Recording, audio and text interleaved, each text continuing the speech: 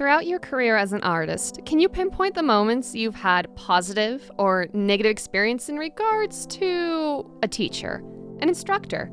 Perhaps a teacher in school, maybe someone you looked up to, possibly related, friends even. And now, to clarify, a teacher to me is someone you're hoping to learn from, someone you believe will help improve your craft. And asking you this, I'm sure many of you out there are watching, nodding your heads going, yeah, I've been there. Now, in this video, I didn't just want to discuss the quote, terrible art teacher I've had in the past. I feel it's just so easy to focus on our negative experiences that we also forget to commend the good ones. So I'm going to dive into both, starting with my bad art teacher. This happened back when I was in high school, well, secondary school for those of you not native to the US. I was a freshman, my 9th year, and there was this teacher. My sister and her older friends claimed, she'll fail you if you draw anime. At first, I didn't want to believe it was true. My poor 14, 15-year-ish old brain just couldn't comprehend that someone, a paid professional whose job is to teach you art, would fail you because of one particular style. I remember signing up for classes, hoping I wouldn't get this teacher. And our school was so jam-packed, we just had a lot of volume of students that it was just the norm to have a couple of instructors who taught the same thing. And you guys would bet that I absolutely rejoiced when I got my reading class list sheet and I didn't see her name under art. I was like, yes! I'm not having this art teacher that my friends are basically telling me that she'll fail you for a particular style. Oh, whew, I dodged a bullet. But despite having a separate instructor, they were actually heavily influenced by the lady who would fail you for drawing anime. I still remember her name, but for the purposes of this story, I'm gonna call her Flan, Mrs. Flan. So throughout the course of my class, I eventually began to notice things were off. And I was a good kid in school, got good grades, did what the teacher told me. I was basically like the teacher's pet in elementary school, and that more or less didn't change. But once I got into high school and this art class, I started noticing things were a little bit off because it's like my instructor, almost made it a point that after every given assignment, she would always add at the end, oh, and no anime, which I thought was really odd. She wasn't Mrs. Flan, so why would she say that? Well, I didn't mind her as an art teacher, so I shrugged it off. I thought, okay, well, it probably doesn't fit the criteria. It's not going to bother me. I'm just going to shrug it off and continue to do my own thing. And then one day, reality gave me whiplash. I made a drawing that fit all of the criteria of what she wanted. And if I remember vaguely, this drawing, you had to invert it if you had any text or wording on it because it was going to be etched into some glass, and then it was like going to do glass printmaking or something to that degree. I don't fully remember how the process was, but I do remember taking the time and diligence to invert the words that I had of my drawing just so I could put it on this glass etching. And she basically gave us the free will to draw what we wanted, but so long as we keep in mind that for our criteria, any text needs to be inverted. And I think I still have that picture. Here it is. There it is. Old art. That's gross. Take it away. Okay, so that drawing, it fit all the criteria. And after showing it, she told me that I need to do something else. I basically should start over. And I got really broken up about it because she wasn't Mrs. Flan, so why was she going out of her way to berate my art? after that moment, I kind of remember becoming a little passive-aggressive and rebellious as an art student. I think I made another art drawing that was like totally like gives me emo vibes when I look at it. I think I remember there was like chains, and I wrote the word anime with like blood coming off of it or something, where it was just like, why are you bleeding me dry sort of deal. I like got pretty like kind of rude in my next couple of projects. I don't remember if I made that project and passed it on. I think that was my next class drawing. I'm gonna see if I can find it. If I can't, but oh man, I do remember that edgy drawing, and that's what I did in replacement of the old drawing of my two characters. I actually tried to find ways to basically voice my unrest because it just felt wrong to me. It felt wrong to look down on somebody because they liked drawing a particular style. And I found moments to try to be tactful. Tactful as you can be, being like, a 15, 14-year-old high schooler just starting out. I mean, I probably wasn't that tactful, but at the time I thought I was pretty smart. And oh man, did I get a chance to prove my tactfulness. I remember I came into class early one day, and there, in the back, were all of the art teachers huddled together, including, and finally, that's when I finally saw her, Mrs. Flan. And at first I paid no mind. I took a seat as they chatted it up, and I was just sitting there sketching away, drawing, you guessed it, my anime in my little sketchbook, just enjoying the process of drawing. And then I distinctly heard Mrs. Flan say, "Yeah, anime isn't art." So this made me stop from my sketching. I suddenly stopped. I looked up and over to them and said, boldly claiming, the way you dislike anime is no different than people back in Pablo Picasso's period saying what he did wasn't art. They had nothing to refute my statement with. So it's like, yay, I stood up for myself, but, nothing had really changed for me. I mean, all that I ended up doing was I ended up passing the class. That was good enough for me. And after passing that first class into high school, I basically I dropped out from taking any more art classes. I didn't pick up any more art classes until my senior year, but I just was like, nope, this ain't for me. I don't like feeling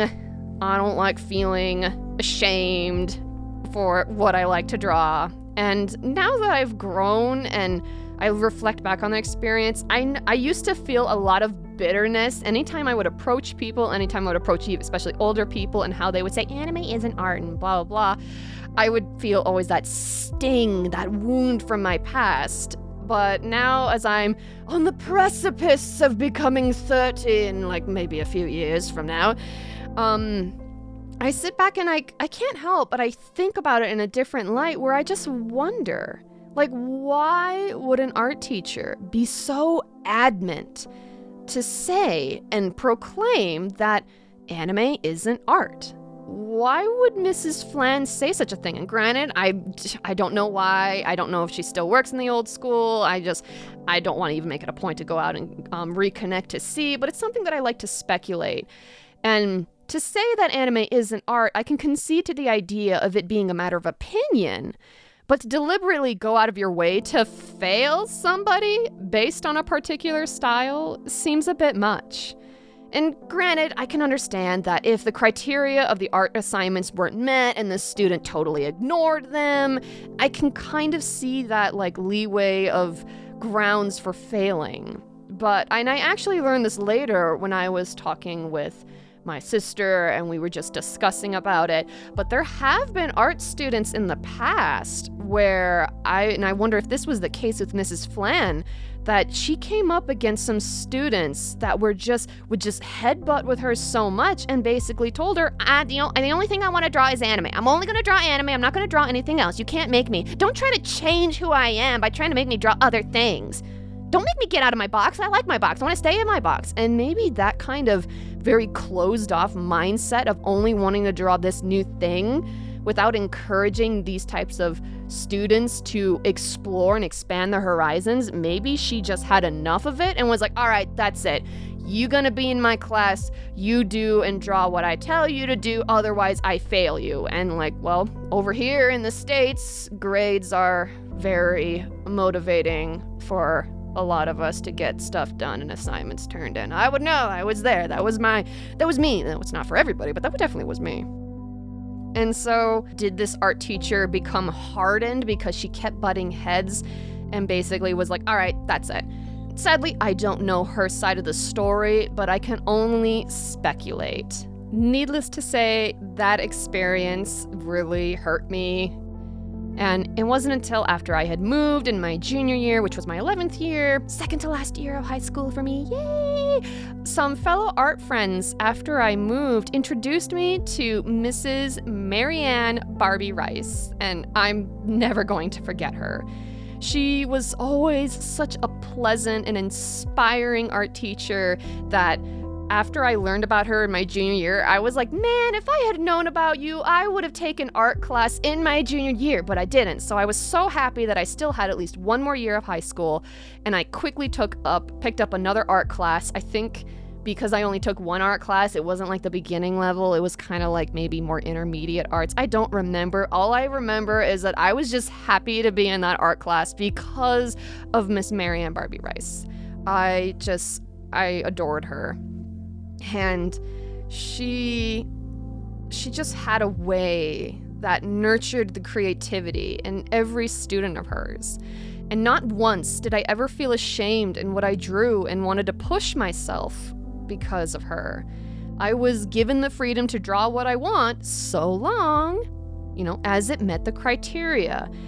And she found a way to basically help nurture this idea that even though she, as a teacher, may give you constraints, she wants to see how you can creatively get around them and creatively express yourself despite the fact that you have this criteria to work at. And it was fantastic. It was a good way to not only keep me well engaged, but it was also a way that I could broaden my horizons without even realizing it. She just had that special touch. She understood that drawing anime was practicing a certain style, and she loved to see any of my artwork after I was done drawing, even artwork I did in my spare time. I distinctly remember, even after the bell would ring, I would still hang around the art room and just hang around her, because I think we had, like, if you took an early class period, you could get out a half hour early or so. But even though I could get out early, I chose a lot of the time to stay after after my time was up. I would choose to stay after and just hang around in her art room. And I don't think she had any late art classes. So it was just a really nice place to sit down, discuss art, and chill and catch up. And it was just something that I'll never forget. And it's like, and I just get all warm and fuzzy when I think about it. But when I graduated, she gifted me a sketchbook with a little picture inside. And I'm pretty sure it's of Washington, D.C. I'll show it here. There it is. And I filled up that sketchbook. Maybe one day I'll do like a sketchbook tour of it. I don't know. But I was just so honored to have it. And it's something that it's like a piece of her that I have, and I'll cherish it forever. I'll never forget her support, as it really encouraged me to pursue art. And even years later, one of my summers off from college, or university, as some of you may call it, I went back to my old high school to see her. I think this was maybe somewhere like I'm pretty sure it was my freshman year of college. My freshman or my sophomore year of college. As soon as we got off for the summer, I went to go and see her. And I actually had brought some of my artwork that I actually worked at when I was off in college, and I brought a whole bunch of artwork with me, and I was so excited to share it with her, and she was still just as kind and supportive as when I graduated. And the last time I connected with her was actually late November of 2017, and that was through a coincidental run-in with my retail job. I remember I was stocking shelves, working away until someone called my name, and I didn't recognize the voice, and for a moment didn't recognize her. until she said, "It's me, Mrs. Barbie-Rice." I was so surprised and really humbled that she actually still remembered me. We exchanged numbers, but little did I realize that was going to be the first and the last time I would have texted her. At the time when I started scripting for this video, she actually had passed away a week prior. And I'm gonna live with the regret that in that short span of a few years to catch up, I never did. I never initiated to send a text, and I never took the time to reach out or even say hello, but I will be proud of myself for the fact that over the summer for college, I took the time to go see her again, and I'm very honored that she still remembered me, even when I was working in retail back at Hobby Lobby. Oh, excuse me, guys, I didn't mean to get all emotional and teared up, but it's just one of those things that kind of slaps you in the face. I remember that she loved to garden, so much so that she even offered me to have senior photos taken in them. And it's such a strange feeling, knowing that I'm never gonna see that garden, like I'll never be able to see her again. So, this video is for you, Miss Marianne Barbie-Rice. So sorry. The way you inspired so many out there, and I just hope to carry on even a sliver of that light and pass it on to others. It's so bittersweet that just as I began to figure out my path in life, you had already finished yours. I'm going to miss you, but I'll never forget what you instilled in me. That love, that passion for art, and embracing my capacity of creativity. You taught me that no matter how many out there reject my art, there will always be those who support and favor it. And it's a little funny how at the start of May I was recently watching a video by Adam Dualpixel discussing fellow amazing artists he was inspired by, and he mentioned someone he wished to catch up with but no longer could, and now these, this month later, I no idea that how close that would hit to home. So a small life lesson there for me, that I should take more time to be vocal and actively tell people how much they mean to me, that I appreciate them, and they should know that. Even down to liking my friends' works, commenting. I should never assume that they know that I should support and care about them. I should make it be known. So that tangent aside, I am so honored to have met you, Mrs. Barbie-Rice. Even though our time truly was brief, you'll live on in my memory, and thank you for everything. So, I'm really sorry, guys. I didn't mean to get all teared up like that. Oh man, I should have brought a box of tissues over here.